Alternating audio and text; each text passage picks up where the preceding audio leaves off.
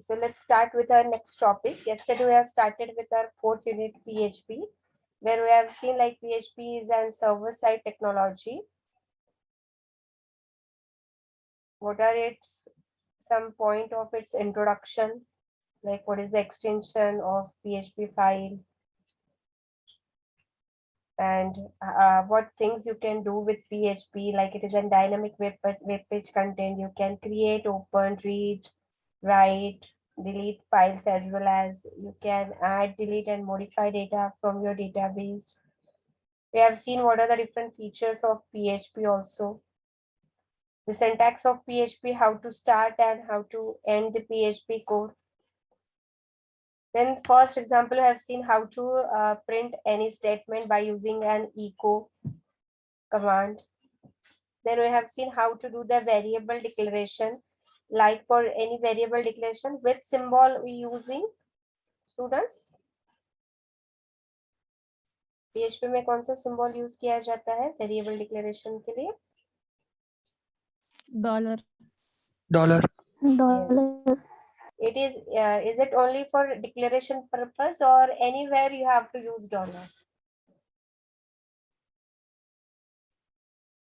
जब variable declare करते हो सिर्फ तभी डॉलर यूज करना है? या यस, प्रिंटिंग के टाइम भी कर हाँ, हर जगह पे जहाँ पे भी आप वेरिएबल का नाम डिनोट कर रहे हो, either in execution part, declaration part, printing part, everywhere you have to use a dollar symbol before your variable name. Then we have seen what are the different rules for PHP variable declaration. How to concatenate a variable just by using a dot. You can concatenate a variable with string. Without dot also, if you are using that variable inside your double quote, still it is going to print your value. The variable is going to print the value. Then we have seen the example of addition of two numbers. The scope of variable like local and global. When you want that your variable should be used anywhere in the program, then you have to add a global keyword. And then last point is what are the different comparison operators. So like in any of the language, PHP is also having a different comparison operator, like greater than, less than, greater than, equal to, double equal to. One extra sign is called as the identical, that is triple equal to, when you want to compare data as well as data type of variable. So it is going to check both the things. Now next is conditions and loops. So in a conditional statement, PHP is supporting if else ladder, switch case, as well as for loops, while loop, do while loop, for loop, and one extra loop which is called as the for each loop. So these are the different conditional and looping statement which PHP actually supporting.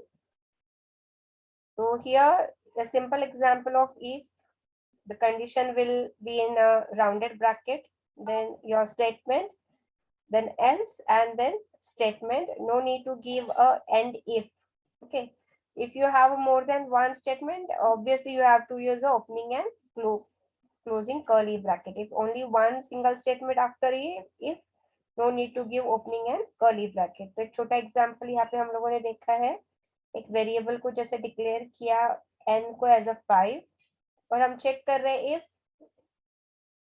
$n mod 2 अगर इसकी equal to यानी अगर उसका mode की value 0 है तो हम बोलेंगे नंबर इज इवन, एल्स हम बोलेंगे number is odd. A simple if else example. If you want to use if else मतलब means multiple time if else, तो खाली यहाँ पे इफ के बाद जब भी आपको एल्स इफ लगाना है तो विदाउट स्पेस एल्स इफ लिखना पड़ता है. आप इसको कितनी भी बार लिख सकते हो. आपको लग रहा है कि 3 से 4 बार एल्सिफ करना, you can just come up with 1 2 3 और सिर्फ लास्ट वाला जो स्टेटमेंट रहेगा उसमें क्या आएगा, एल्स आएगा. तो simple example, very similar to your other languages. You can also use a switch statement जिसमें switch in bracket your condition और एक्सप्रेशन जिसकी वैल्यू आपको चेक करनी है, and again you start with case like case 1, case 2, case 3, and last will be your default. And after every case, the last statement will be the break statement. And जैसे यहाँ पे हमने example लिया है, एक variable लिया है fab colour, जिसमें वेरिएबल में हमने वैल्यू डाल दिया है रेड। स्विच के अंदर वो वेरिएबल को वैल्यू पास किया वेरिएबल का, and then in a switch case we have given if the case is red and colon, then whatever the statement you want to do, the last will be break. Again, second case, the statement that you want to follow after that case, then break, and last will be the default, and after default what things you want to print out. So likewise, as we have seen switch case, you can use a while loop also, जिसमें हम लोग क्या करने वाले हैं कि while condition opening and closing bracket, और उस वाइल के अंदर जो भी आपको करना है एकदम सिंपल है। देखो यहाँ पे हम लोगों ने क्या किया, $x एक वेरिएबल की वैल्यू 1 पे डिक्लेयर किया, और जब तक इस वेरिएबल x की वैल्यू 5 तक नहीं चली जाती तब तक हमको x की वैल्यू को क्या करना है, प्रिंट करना है। After every printing we have to increment the value, it will get incremented until the value of x is less than और इक्वल टू 5। जैसे 5 को इक्वल हो जाएगा, यानी 5 के ऊपर चला जाएगा 6 और 6 and above, then it is going to just break that loop. तो तो कल हमने जो एक एग्जांपल लिया था वहां पे हम उसको कुछ लूप्स को ट्राई करते हैं।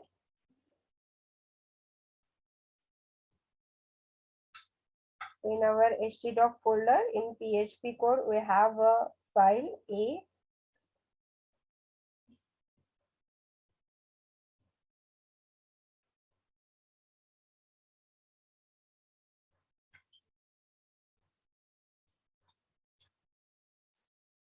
यहाँ पे हम लोग सेम कोड के अंदर अगर हम लोगों को while loop लिखना है, so we will first declare like $x equal to 1 semicolon, and while $x is less than or equal to 5,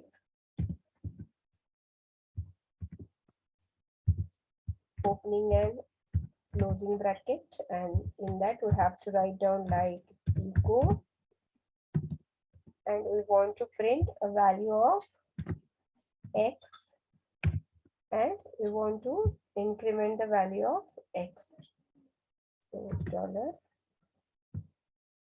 $x plus plus code को सेव किया हमने, इसको रन कैसे करेंगे हम लोग, go with your Firefox, then localhost and php dashcode folder name slash filename dot php। तो हमारी फाइल का नाम a.php जो हमने php कोड के अंदर सेव किया था। ओके, अब ये रन क्यों नहीं हो रहा है, क्या स्टेप मैंने मिस की, कोई बोलेगा क्या, why it is not running,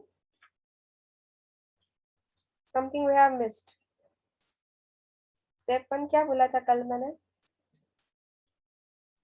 Apache start नहीं किया ma'am. Very good, fantastic, okay ma'am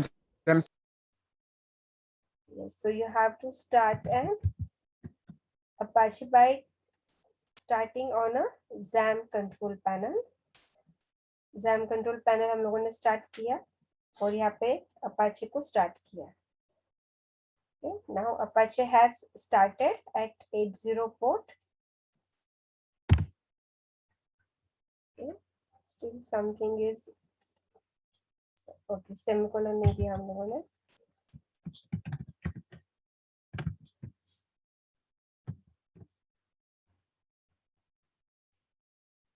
okay, सो ये प्रिंट हो रहा है 1 2 3 4 5। अगर नेक्स्ट लाइन में मुझे हर वैल्यू प्रिंट करनी तो क्या करना पड़ेगा, देखो x की वैल्यू तो BR tag. You have to use a br tag. So यहाँ पे हम लोगों ने क्या किया, br टैग को यूज कर दिया।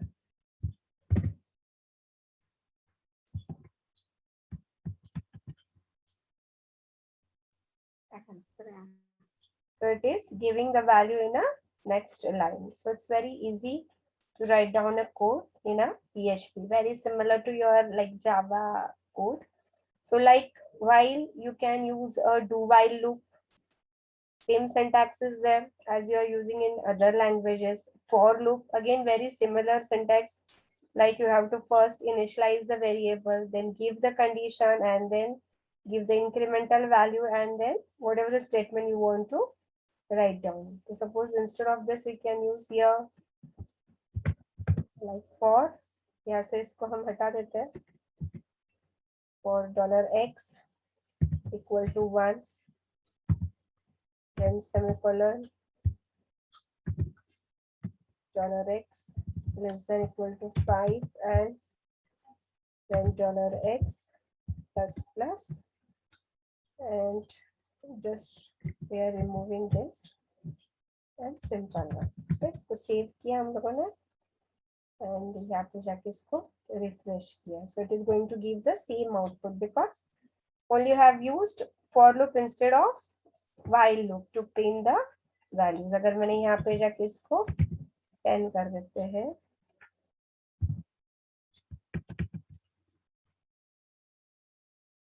so now it is giving a 1 to 10 values. So this is how you have to use a for loop. Now next is for each loop. For each loop is very important loop कि जब आपको condition नहीं पता है, देखो for loop में 3 चीजें आपको पता होना बहुत जरूरी है. वेरी फर्स्ट, स्टार्टिंग वैल्यू क्या है. सेकेंड, कहाँ तक उस वैल्यू को लेके जाना है, मतलब कंडीशन क्या है. And third is incremental value कि +1 से इंक्रीमेंट करना है.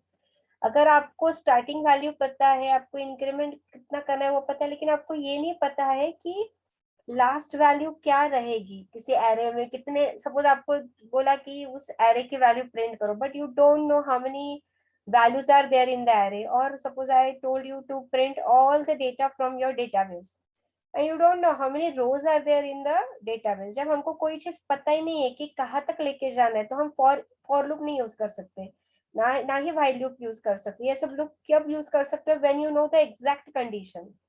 But when you don't know the exact condition, so that time you can use a for each loop, which is very important loop जो PHP में उन्होंने हमको प्रोवाइड करके दिया है. So here how to write down for each, array का नाम दे दो, ओके, एज वैल्यू. मतलब ये क्या करेगा, इस एरे की वैल्यू को 1 by 1 रीड करेगा और स्टोर करेगा किसी एक वेरिएबल में. जैसे हमने वैल्यू लिया है $वैल्यू वेरिएबल, तो फर्स्ट वैल्यू रीड किया, इसमें स्टोर किया और उसको प्रिंट किया. फिर सेकेंड वैल्यू लेगा, रीड करेगा, प्रिंट करेगा. ये कब तक करेगा, जब तक उसको उस एरे में वैल्यूज मिलते जाती है. तो ना आपको स्टार्टिंग कंडीशन देने की जरूरत है, ना इंक्रीमेंट की कंडीशन देने की जरूरत है, ना कब तक लेके जाना है. तो it is going to start with your index 0. It is going to continue until it find the data in that array and going to print it. तो यहाँ पे array डिक्लेयर किया, very simple how to declare array. जैसे यहाँ पे एक variable ले लिया, इक्वल टू हमने लिखा array और जो भी वैल्यूज है वो वैल्यू हमने डाल दी. फॉर ईच, ये जो भी एरे है एरे का नाम डाल दिया. इसकी वैल्यू 1 by 1 हमको जिस वेरिएबल में स्टोर करनी है, तो फर्स्ट वैल्यू आ जाएगी इसमें, सेकेंड वैल्यू, थर्ड वैल्यू. तो तब तक लूप घूमेगा जब तक उसको कलर में वैल्यू मिलता है. And now he is going to print the value. इसको हम करके देखते हैं. यहाँ पे हमने क्या किया, सपोज हमने $x इक्वल टू, यहाँ पे जैसे इन लोगों ने डिक्लेयर किया है एरे को, कलर्स के लिए हम कलर भी ले सकते हैं या नंबर भी ले सकते हैं. सपोज हमने एरे डाल दिया एंड वैल्यू डाल दिया 1, 2, 3, 4,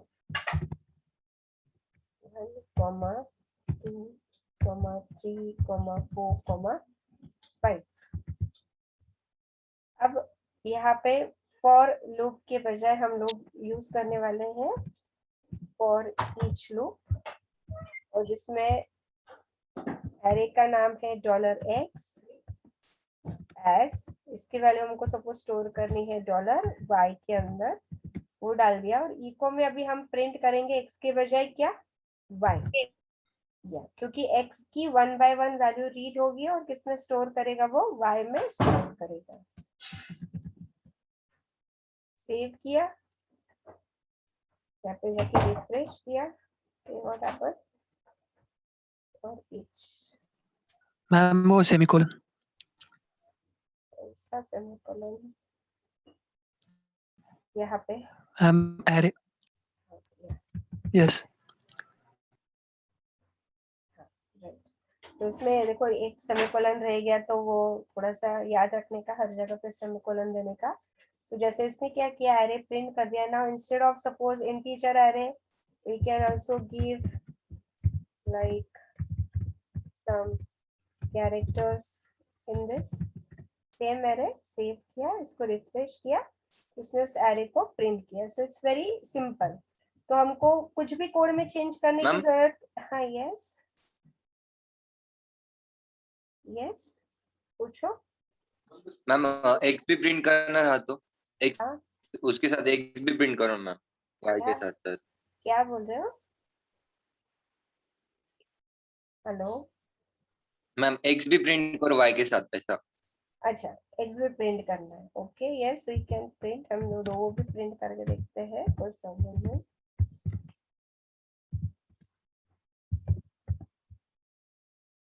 वो प्रिंट करेंगे तो पूरा एरे वो क्या करेगा, प्रिंट करेगा।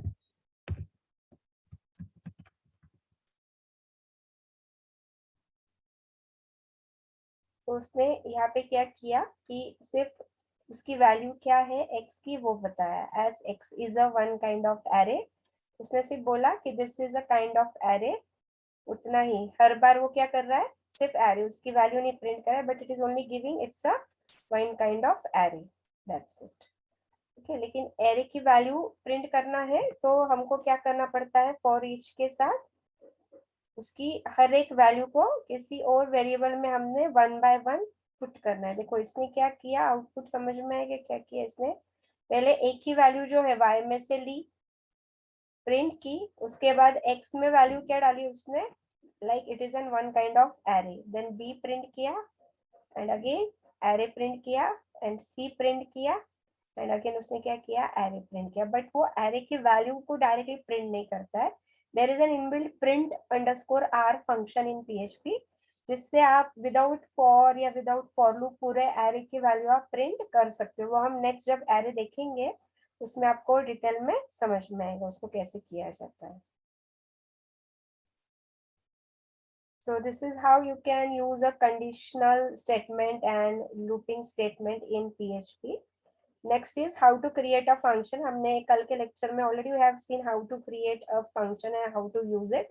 Simple addition वाला function हम लोगों ने देखा था।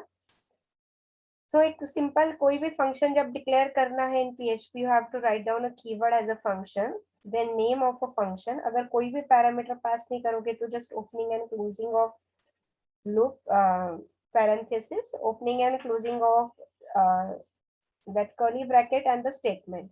इससे सिर्फ फंक्शन क्रिएट होता है, लेकिन फंक्शन कब रन होगा या कब एग्जीक्यूट होगा, when you are going to call that function. Call करने के लिए कॉल या कीवर्ड की जरूरत नहीं है, सिर्फ फंक्शन का जो नाम है पूरे कोड में जहां पे भी आप लिख दोगे वो क्या करेगा, इसको कॉल करके रन करेगा। Now this is a very simple function without any parameter passing. Now second function is where we have created a function name where we have passed two parameters, and whenever we are calling that function we are passing the value to that variables. जैसे अगर दो variable रहेंगे तो वहां पे हमने क्या किया, दो वैल्यू को पास कर दिया। Then third type of function with a return statement. अब तक दो फंक्शन जो देखे इसमें हमने इको स्टेटमेंट यूज किया था, यहाँ पे भी इको, लेकिन हमने रिटर्न स्टेटमेंट नहीं यूज किया। अगर हमने ऐसा कोई function, we have written a function like where we have used the return statement. So whenever you are calling that function, so you have to declare one variable जिसमें ये return की जो वैल्यू रहेगी, ये वैल्यू किसमें store होगी, dollar result के अंदर स्टोर होगी। और इसकी वैल्यू को प्रिंट करना है तो हमको क्या करना पड़ेगा, इको, और जिसमें भी आपने फंक्शन का आउटपुट स्टोर किया है उसको आपको क्या करना पड़ेगा, इको करना पड़ेगा। So function with a return statement. So first function is simple function without parameter.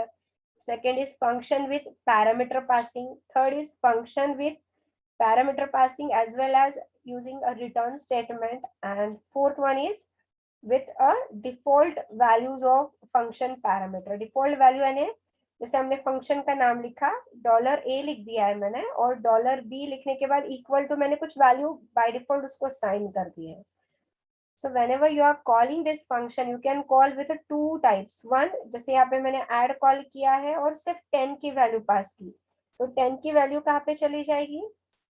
It is going to store at $8 और b की वैल्यू जो हमने यहाँ पे डिक्लेयर की वो एज इट इज लेगा। तो फर्स्ट टाइम जब आपने कॉल किया तो इसका आउटपुट क्या आ गया? 310, क्योंकि b की वैल्यू इसने 300 ली।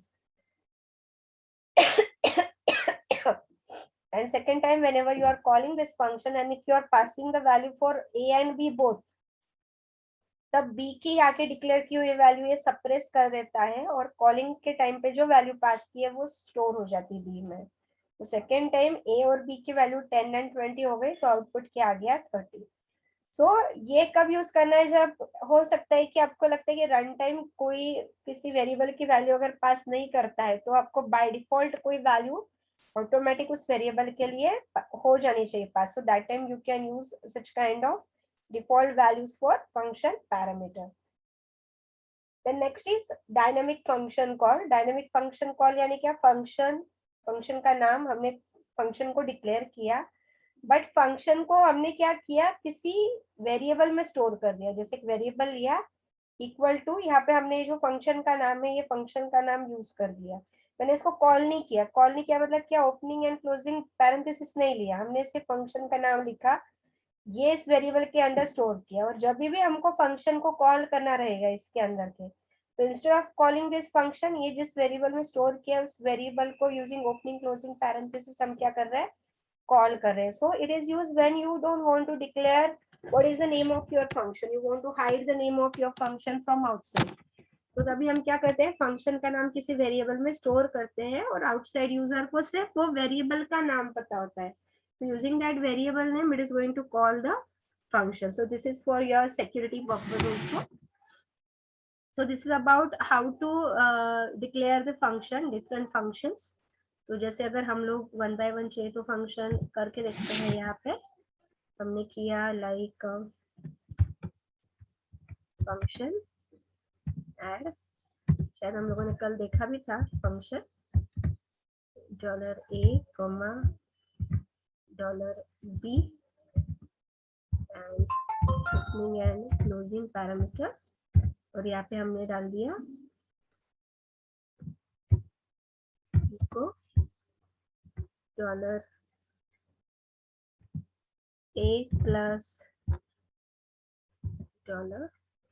$b, okay. एंड यहाँ पे हमने कॉल किया फंक्शन को बाय पासिंग द वैल्यूज।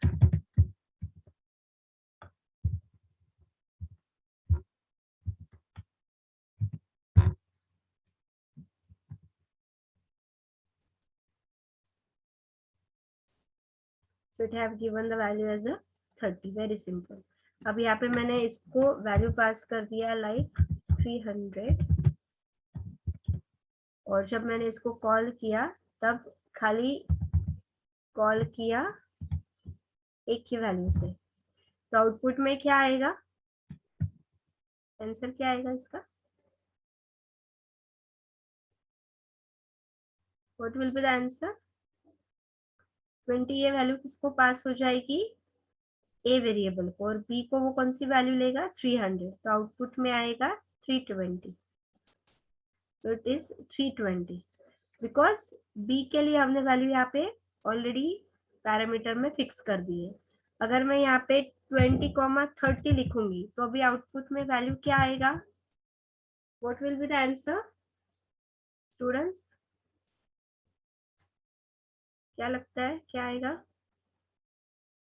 20 जाएगा ए के अंदर स्टोर हो जाएगा, और 30 क्या हो जाएगा?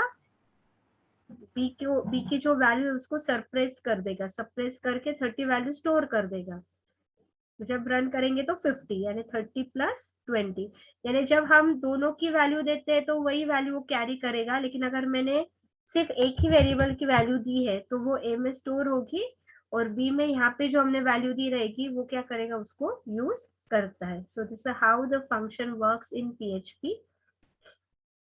The next is string manipulation operations. So there are inbuilt, इस पे क्वेश्चन पूछा जाता है, एक या दो बार क्वेश्चन पूछा गया है कि what are the different functions available for string manipulation in PHP. The very first function is strlen. This is used to count the length of string. Length मतलब character में उसको वो count करता है. जैसे अगर हमने लिखा echo strlen और एक कोई string pass कर दी तो उसमें कितने words आ रहे हैं including your space वो हमको count करके देगा. Second is str_count, word_count. So instead of character it is going to count the word. तो जितने वर्ड है उसको वो क्या करेगा, काउंट करके देगा. Then third is strrev. इससे ये जो भी स्ट्रिंग आप प्रोवाइड करोगे it is going to give the reverse of that string. Fourth is strpos. strpos क्या करता है कि पर्टिकुलरली जो हमने कोई एक स्ट्रिंग दी, जैसे यहाँ पे मैंने दे दिया इको वर्ड कॉमा और एक वर्ड दिया हमने, तो ये पूरे स्ट्रिंग में ये वर्ड है या नहीं वो तो पहले फाइंड आउट करता है, और अगर है तो कौन से पोजीशन से वो स्टार्ट हो रहा है. जैसे WA कौन से पोजीशन से स्टार्ट हो रहा है, 6 पोजीशन, 1 2 3 4 5 एंड 6. तो 6 पोजीशन से वो स्टार्ट हो रहा है तो ये आउटपुट लिखेगा 6 कि ये पर्टिकुलर जो कीवर्ड है ये स्ट्रिंग में 6 पोजीशन से स्टार्ट हो रहा है. Then next is strreplace. strreplace यानी जैसे यहाँ पे हम लोगों ने एक कीवर्ड दिया है हेलो राम, और इसमें हमने तीन इनपुट पैरामीटर दिए. सो फर्स्ट इनपुट पैरामीटर क्या करता है, ये वर्ड इस पर्टिकुलर स्ट्रिंग में अवेलेबल है या नहीं वो चेक करता है. थर्ड पैरामीटर में है कि नहीं ये फर्स्ट कीवर्ड, अगर है तो उसको रिप्लेस करेगा सेकेंड वाले वैल्यू से. यानी थर्ड नंबर की जो स्ट्रिंग है उसमें चेक किया जाता है कि फर्स्ट नंबर में जो हमने वैल्यू दी है वो अवेलेबल है या नहीं है, तो उसको किससे रिप्लेस करना है वो हम प्रोवाइड करते हैं.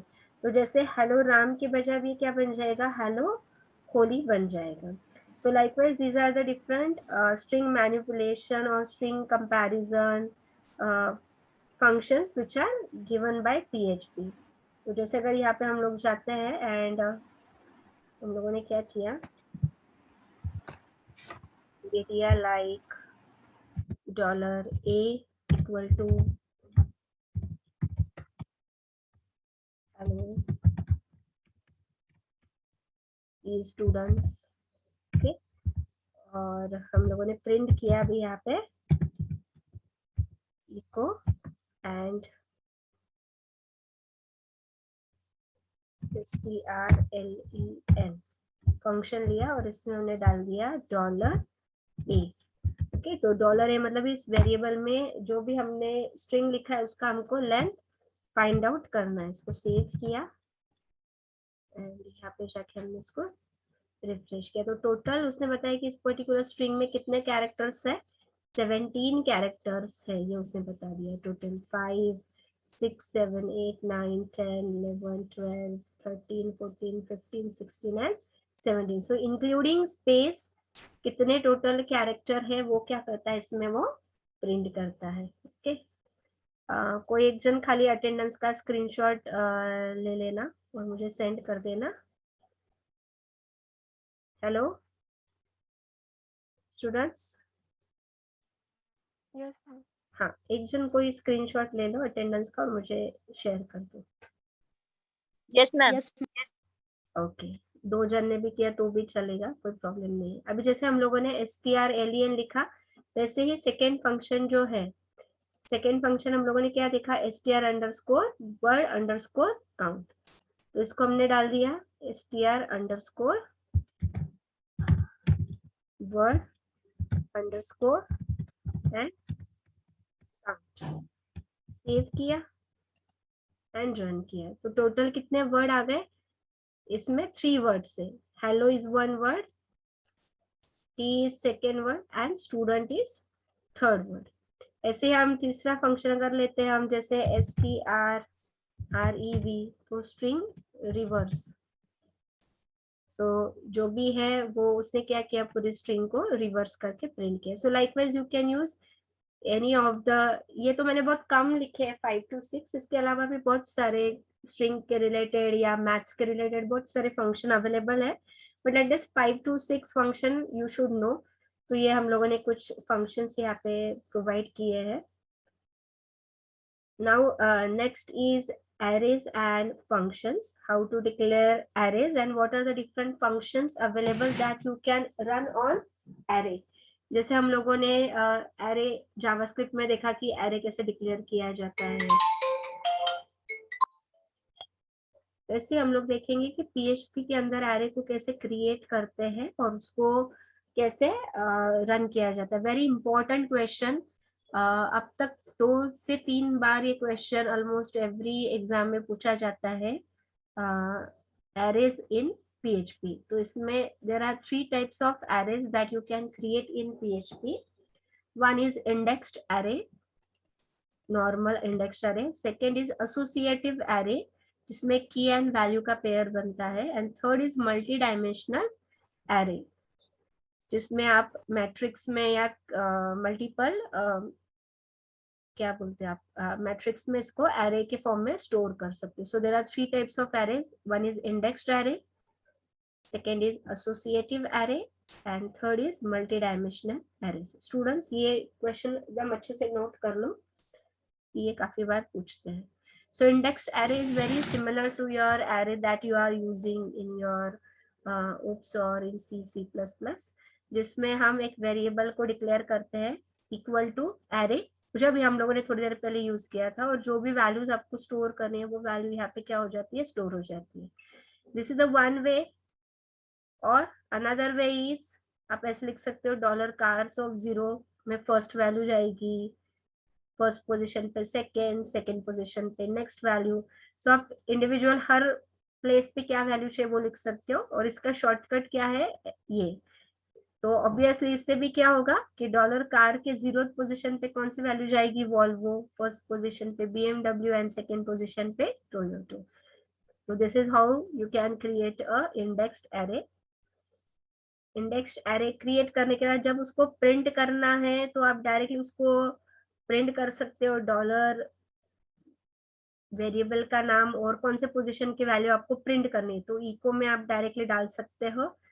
या तो फिर आप इको और जब आपको काउंट करना है कि नंबर ऑफ वेरिएबल्स कितने हैं उस पर्टिकुलर एरे में, तो काउंट करके एक फंक्शन है जो आप लिख सकते हो. तो जैसे हम लोग सपोज यहाँ पे हम लिखते हैं कि equal to array of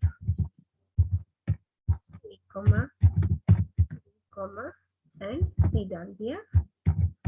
and जब हमको प्रिंट करना है तो हमने डाल दिया echo $a of suppose first position यहाँ पे मैंने डाल दी. तो क्या वैल्यू प्रिंट करेगा ये, B. तो ये क्या किया, तो उसने B को प्रिंट कर दिया. तो ऐसे अगर आपको तीनों वैल्यूज अगर एक साथ प्रिंट करनी रहेगी तो आप फॉर ईच, ऑलरेडी मैंने आपको बताया, तो आप फॉर ईच लूप लेके इसको प्रिंट कर सकते हो पूरे एरे को. इंडिविजुअल ही कोई वैल्यू प्रिंट करनी है तो सिर्फ एरे का नाम और कौन से पोजीशन की वैल्यू प्रिंट करनी है वो डाल दो. और अगर हमको इसका काउंट प्रिंट करना रहेगा तो जैसे यहाँ पे हम लोगों ने देखा कि you can use a count function, और उसके अंदर आप वेरिएबल का नाम जो भी है आपके एरे का नाम दैट यू कैन पुट. तो यहाँ पे अगर हमने डाल दिया like count is a function और एरे का नाम स्टोर कर दिया हमने, इसको रन किया तो उसने बता दिया कि in this particular array how many keywords are there. So there are 3 different values in this array. So this is how you can declare index array. इसको आइदर ऐसे भी डिक्लेयर कर सकते हो या फिर आप कैसे डिक्लेयर कर सकते हो, सेम चीज को यहाँ पे डाल देंगे हम 0th पोजीशन और यहाँ पे डाल दिया equal to A and $a of 1 equal to B.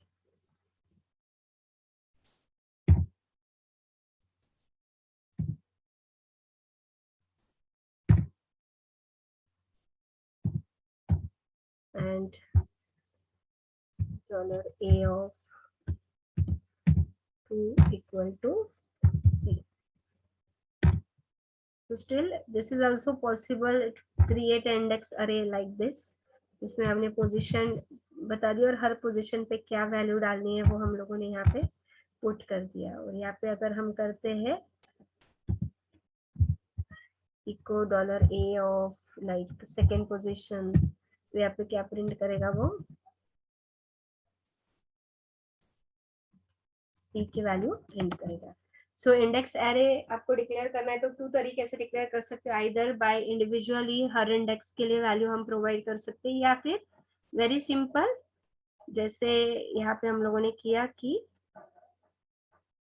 इसको ही हम क्या कर सकते हैं, आइदर दिस वन और इक्वल टू एरे ऑफ, और यहाँ पे जो भी वैल्यू आपको पुट करनी है वो आप डाल सकते हैं।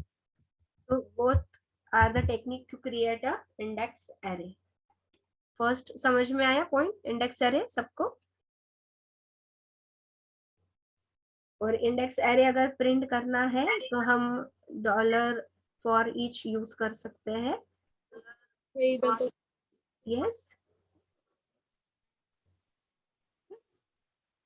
मैम यूजर से वैल्यू ले नहीं रही तो क्या करना पड़ेगा? हाँ, वो हम देखेंगे अभी। इसके बाद जो नेक्स्ट कल का लेक्चर रहेगा उसमें हम क्लाइंट सर्वर हैंडलिंग, अब तक हमने क्लाइंट और सर्वर हैंडलिंग नहीं सीख रहे, अभी हम सिर्फ क्या कर रहे हैं, PHP के जो सिंटैक्स है वही सीख रहे हैं। कल हम लोग देखेंगे कि कोई भी वैल्यू यूजर से अगर हमको लेनी है, so that you have to take it from HTML page and you have to read it in your PHP code. So हम कल उसको देखेंगे कि HTML से वैल्यूज रीड कैसे करते हैं PHP में, और उसके ऊपर फिर फंक्शन कैसे लिखते हैं। Very good question, that will see tomorrow definitely. Arrays में कुछ समझ में आ रहा है अभी जो बताया, समझ में है index array? Okay, second is associative array. Associative array is a की वैल्यू पेयर, यानी इसमें जैसे अगर आप देखोगे $age of 0, 1, 2 पोजिशंस नहीं दी है, पोजिशन के बजाय यहाँ पे क्या दिया है, की दिया है। Key, this is called as a key, and की ये क्या है, वैल्यू, तो इसको ऐसे लिखा जाता है। तो this is a key, and associative के लिए ये सिंबल है इक्वल एंड एरो क्या, और ये उसकी वैल्यू बन गई। तो हमने बोल दिया कि जैसे पीटर जो है उसकी एज कितनी है 35, बेन की एज कितनी है 37, एंड जॉ की एज कितनी है 43।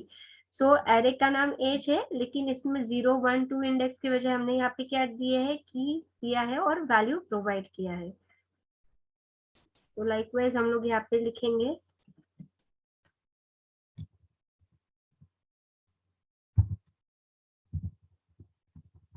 तो हमने डाल दिया कि ए की जो वैल्यू है वो है 12, 20 एज है, एंड बी की जो एज है ये 21 है, एंड सी की जो एज है ये है सपोज 23।